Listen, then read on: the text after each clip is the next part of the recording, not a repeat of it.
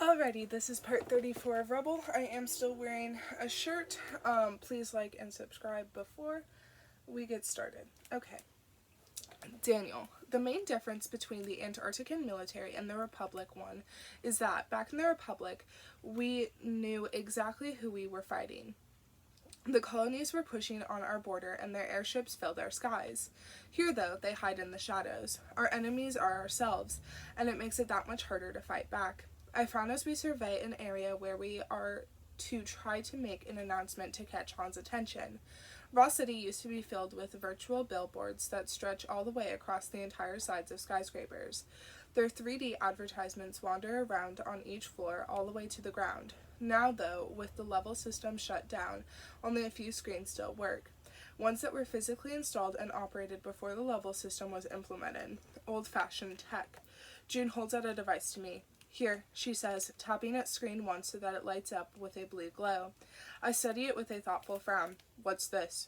When we send our message out to Han, let's send out different versions on different frequencies. She nods down at the device.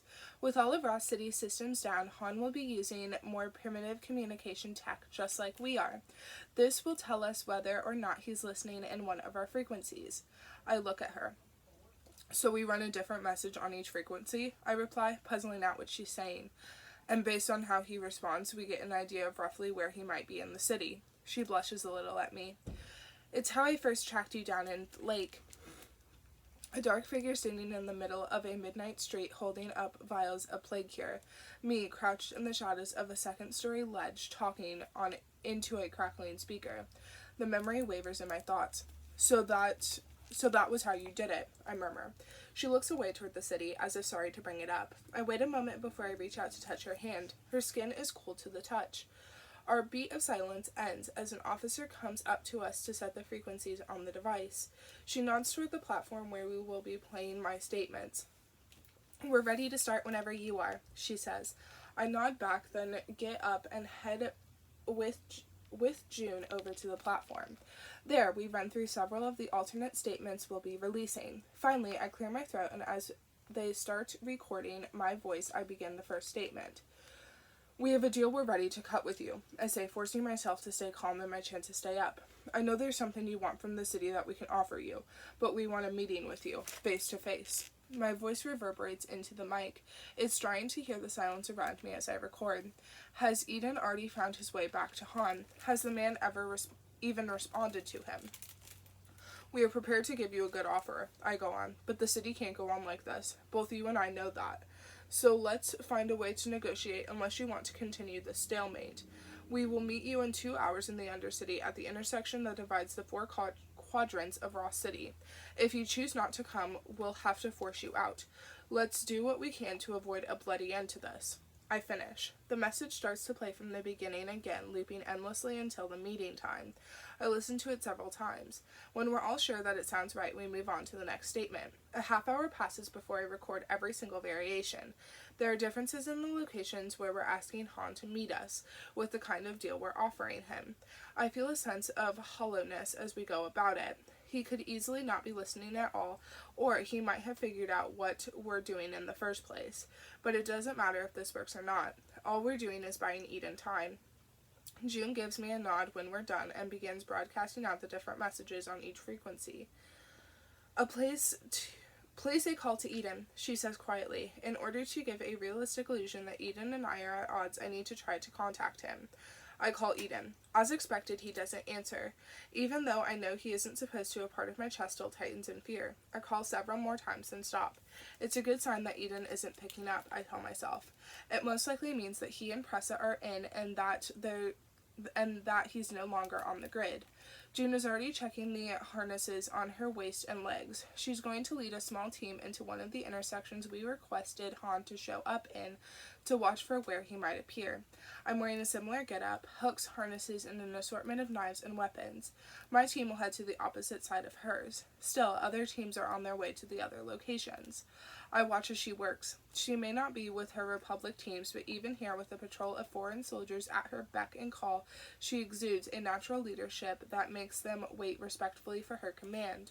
A sudden sliver of memory returns to me at that. I remember the swing of her dark ponytail as she stood in an alley, her hand on her hip and her chin tilted up. The light in her eyes invincible, calling out a challenge for a skiz fight. The first time I saw her. The first moment she caught my eye. How could I not have known then immediately who she was? June notices me looking at her. A curious smile touches the edge of her lips and she tilts her head at me. What? Nothing. I shake my head, embarrassed to be caught.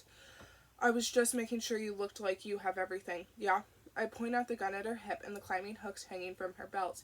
If for some reason Han doesn't show his face, then our teams are ready on the ground, hiding in our zones on every side of the intersection. June nods down at the street. It's desolate right now, the usual rows of clustered shops and neon signs shuttered and fenced off. And if he doesn't show, then we hope that's because he listened to Eden's warning and has taken him into his circle. I take a deep breath, running through the elements of the plan in my head, and look down at my watch. We should hear from him in several hours. June walks up to me. She reaches out to touch my wrist with her hand, gently coaxing me to lower my arm. We'll hear from them before then, she promises. I've seen Eden in worse situations. I know. I run a hand through my hair, trying to keep my eyes on the horizon instead of on her, so that she can't see my worry. I'm just thinking everything through. June hesitates, then edges closer to me. Her lips brush mine in a light kiss. For an instant, it's as if she has created a small sheltered space for us, even here on a tower overlooking a standoff.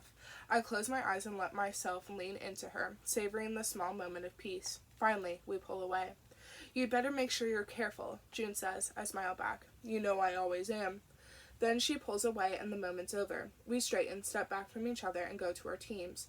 I do stop, though, to glance one more time at her over my shoulder. You rarely regret the things you do, but always the things you don't.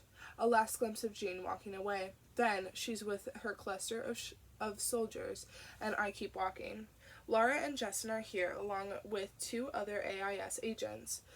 Then there are a handful of Antarctican soldiers. They give me wary looks as I join them. Guess they must have heard enough about my reputation to be nervous. Good.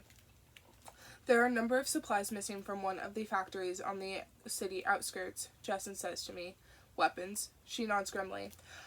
I don't think this is just an operation to destabilize the city. Han is ready to start a war with us. That's where Eden and Pressa are right now. I grit my teeth, pushing the thought back, and nod down toward the intersection. I know wars, I reply. He should be careful with what he wants. Moving stealthily with all these gadgets dropped to me is always a strange feeling. I'm used to finding my footing on my own, running and hiding with the help of nothing but a sturdy pair of boots. If I'd had all this equipment with me on the streets of Lake, the Republic might never have caught me at all. It's the work of a moment for me to scale the top of a shuttered shop and slide my way inside its second story, then weave in and out between the windows until I'm perched at the vantage point I need. From here, I get the perfect view of the street. Down below, the others are slowly getting into position, crouched in the shadows of alleys that branch off down the street, hiding behind parked buses and stations. June should be in position now, too. I look at my watch. It's almost time. My heart thuds. My head feels light. I keep imagining Han's cold, lean figure walking up the street, using Eden again as his hostage. What if we'd overestimated his desire for Eden's work on his project? What if he's already guessed what we're doing? The seconds drag by. The time comes for Han to show up. No one appears. I hold my breath. He shouldn't appear. If all goes well, he should stay put. Maybe he'll send out a broadcast to us just as we did to him. My hands are sweating and I press them idly against the wall. We should receive an insect drone from Eden later, telling us that they're in, telling us what he's doing. The silence continues. Over the city, my repeated message continues to play. I start to let myself believe that Eden has made his way in. But I'm not ready for what happens next, because just as the thought occurs to me, I hear a loud pop come from the opposite side of the street. My head jerks to where June and her team should be waiting. It's all I have time to do before an explosion engulfs their building.